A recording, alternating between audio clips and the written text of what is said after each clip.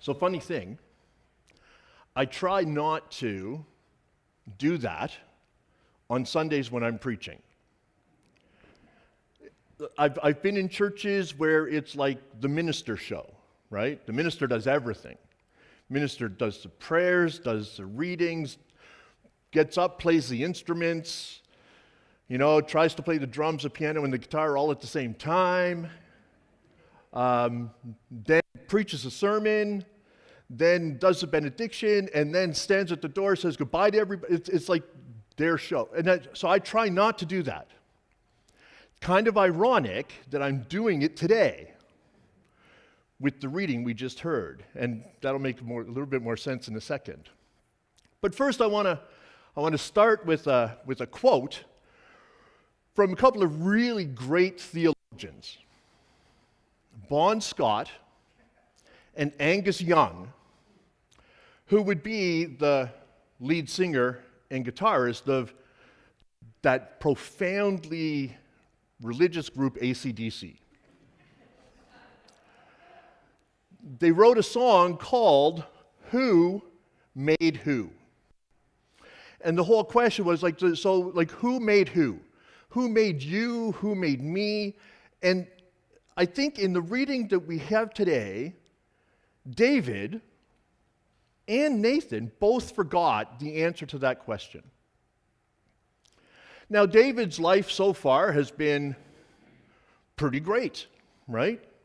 He was a shepherd boy, and he did great at that. He was the youngest son, and his father obviously loved him. He gets chosen out of all of his brothers to be king. He becomes king. He wins the battle, per se, so to speak, between he and Saul. He's made really good friendships. The reading says, that God says, the nations have fallen before him. He's been victorious in everything he's done. He slew Goliath. It's just it's going great for David. And so he's sitting back in his grand abode, and he says to the prophet, he says, I think it's time I forgot. He brought the ark and united the kingdom. Right, and we've been hearing sort of pieces of the story. So David's feeling pretty good about himself. He thinks everything's going his way, and he decides that he is going to be the one who is going to build a house for God. Because everything's going so great, obviously God's on his side, and he gets to decide what's going to happen next. And David says to Nathan, this is what I want to do. And Nathan says, well, of course, do that. God's obviously on your side. God is going to bless anything you choose to do. Because you, David, are now defining kind of who God is in relationship to the nation. So Nathan goes off, and David's he's getting his plans together. He's getting ready to call the engineers, the architects, he's got this thing. And God says, well, wait a second, guys. You're not the one to do this. Now we know that so far David's been kind of a stand-up guy. We know the story is going to change, right? In four chapters in 2 Samuel, we have the story of David and Bathsheba and Uriah, and David kind of oversteps, and then there's some tragedy that befall him, but right now, David's still stand-up guy, but God says, no, this is not your time. It might happen, and it will happen, and it will be a descendant who will take this on, but it is not your role to do this. You have a different function. Now, I'm sure that David kind of felt a little put out, right? What do you mean? I can do this. I can do this. And God says, no, you've done your stuff. It's just, take a breath. Now, like I said, I know ministers, and let's be honest, every minister at some point within their vocation gets to a point where they think it all depends on me. it's the world will fall apart if I take vacation. So when I was in New Brunswick, when I was in St. John, New Brunswick, that was me. I never, 8 years I was with the church, with St. Andrew, St. David United Church in St. John. I never took all my vacation, and I never took all my study leave. And some of my vacation and some of my study leave was taken going on trips that was doing the work of the wider church, so I'd be working with the World Communion of Reformed Churches or something. But I would not take all my vacation because the church would fall apart without me.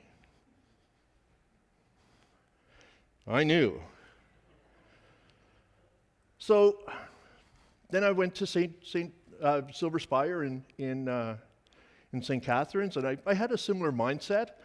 I started taking a little bit more of my vacation. Then I came here, and not only do I take all my vacation and all my study leave, we actually slow down. We settle things in August, right? Everything stops in August, except for worship.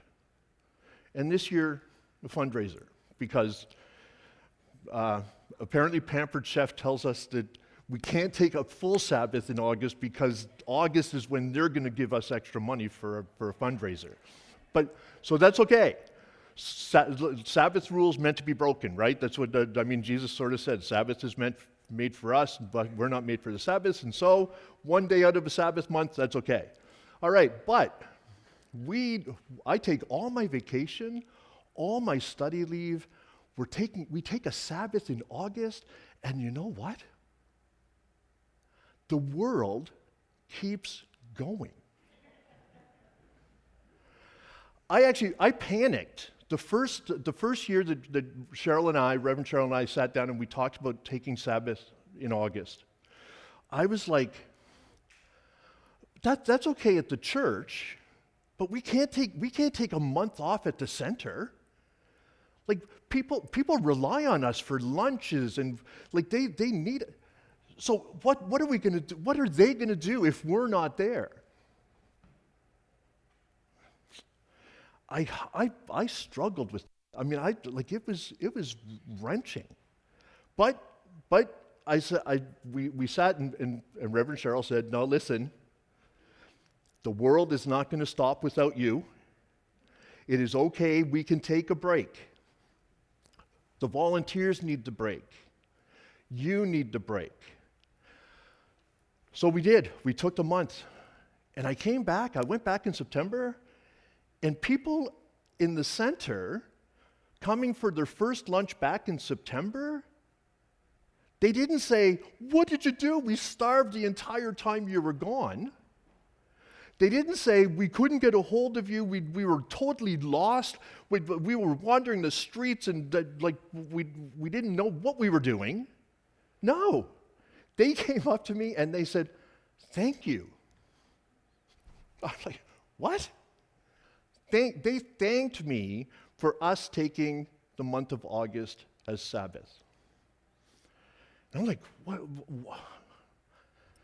what are you seeing that maybe I'm not seeing, or are you seeing what I'm seeing? And people said to me, we know that while you were off on your Sabbath break, because we talked about it. We talked about Sabbath and what Sabbath means.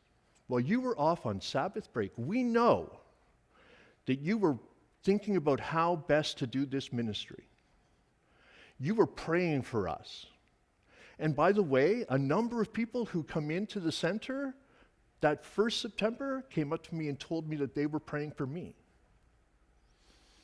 I'm like, whoa. Like there's something to this. Right? There's something to God's command to keep the Sabbath holy. There is something to this thing about making sure we take the time to commune with our God, to hear God's voice in our lives. It's so easy. It is so easy in the daily back and forth to lose sight and to lose hearing of God's presence in our lives. We can rush down the street so fast, not only do we not see the person who's sitting in the bank doorway who's struggling to make ends meet, we don't even see the roses. People didn't notice the trees on Jarvis Street until they were gone. When the trees on Jarvis Street left, because of the reconstruction and the revamping of the street, that's when people went, where did the trees go? But nobody stopped to look at, I never saw anybody stop to look at the trees. I never saw anybody taking care of the trees. Now it's interesting because now people are taking care of the planters and stuff on the street because they know. It's important to sort of sit back and to realize that God, the answer to the question is who made who? God made you. God made you. God made me. And God told us in very clear language, take a break. Stop. Once a week, stop. Now, we choose to come into this space and to worship on the Sabbath, and that's a fine way to spend the Sabbath. I think it's really important. I think it's a reminder to us that we have to take that time and be focused on God's presence in our lives. But it doesn't end in this space. It doesn't end in this space. When I'm sitting in my backyard, I should be thinking, like the bees flying in our garden, right? Logan and I, we were having this conversation about mosquitoes because he got a few mosquito bites and bees and bugs and all this other kind of stuff. But just to recognize, do you know, it is physically impossible. It is physically impossible for a bee to fly. But nobody told bees. They don't know that it's impossible for them to fly, so they fly. We lose sense of the marvel when we get so wrapped up in the comings and goings of life. We lose sense of God's presence in our lives when we think we can do it all. Not only can we do it all, when we think it depends on us. It depends on me that the center will not run properly if I'm not there. That is absolutely not true. In some ways it ran better, but don't tell anybody. Don't tell anybody that. But in the passage that we heard from Scripture today, David was he was full bore. He was going. He was heading toward, he knew what he had to do, and it wasn't going to happen if he didn't do it. And God would not be honored properly unless David did what he had in his mind. And Nathan heard David, and Nathan got so wrapped up in David that he forgot. Nathan thought that when David said something to him, Nathan could go, well, you go ahead because of course God's going to be on your side. Now, before, Nathan actually listened to God. Right? No, it's not that son, and no, it's not that son, no, it's not that son, no, it's not. Everybody figured they knew who the king should be, but Nathan listened to God. Nathan forgot to listen to God. David forgot to listen to God. And they were going to go down, we don't know what that road would have looked like, but they were going to go down a road that God had not intended. So now, here we are. And I can speak very personally, and I hope that you can relate to this. But I figure every once in a while in my life, I get there. I get there. I get to the point where I think, it depends on me. And not only does it depend on me, but I depend on it, right? So Zach Williams, who I've quoted a few times, Zach Williams is actually a contemporary Christian singer-songwriter. He's not Bon Scott. But Zach Williams actually has this song, and I can't remember the title of it, but he said, the lyrics go something like, when I thought that I could find my self-worth in the things that I achieved, right? It wasn't true. When I thought that I could find myself meaning and through the people I love, that's not true. Our meaning is found in Jesus Christ and in the God who Jesus came to proclaim and reveal to us. Everything else, that doesn't say that the people I love or don't love or that's not important. That is profoundly important in my life. But it doesn't define me. God, my relationship to my Creator, defines me. It is who I am. Everything else flows from that. And what I achieve is not to the glory of Bill. My ministry is not to the glory of Bill. Every once in a while, I see people who are getting honorary doctorates and stuff, and I go, I deserve one of those.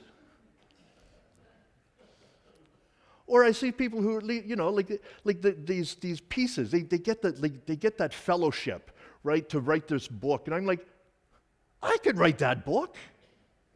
Why aren't they coming to me asking about that? So why aren't I getting the? But that's when I catch myself and I go, Bill, it's not about you, man.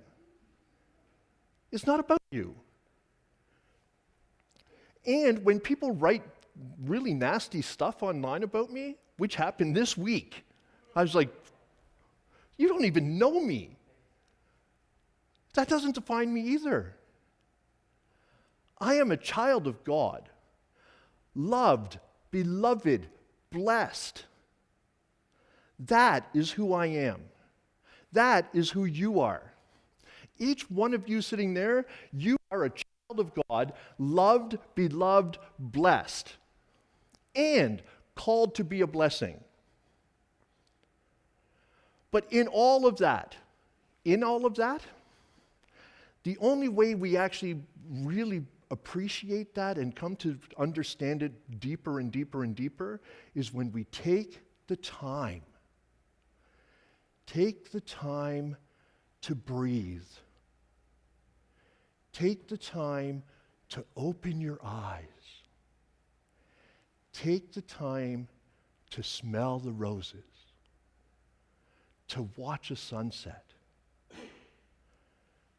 to listen to the cacophony of sound that surrounds you just in creation. Like go to the beach and separate yourselves from the traffic and just listen to the voice of God whispering in your ears. Take a Sabbath. And you don't need my permission, but I am giving you permission. I am giving you permission to stop and let the world turn without you. Someone wrote, that sounds like a really good song, doesn't it? Anyway, stop and let the world turn without you just for a bit. Let God be God.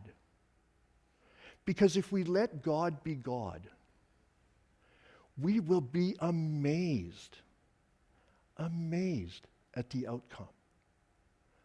Amazed at what God unfolds for you. Because you are loved. You are beloved. You are a blessing. And the beauty of that is that when you come back from the Sabbath, when you take on the mantle of the work again and you do it in a new way. You do it knowing that God is hand in hand with you. And when you take the time and then you come back, the work just becomes so much more meaningful. And the people that you are working for and with, they will not only become a blessing in your life, but you will become a blessing in theirs. Thanks be to God.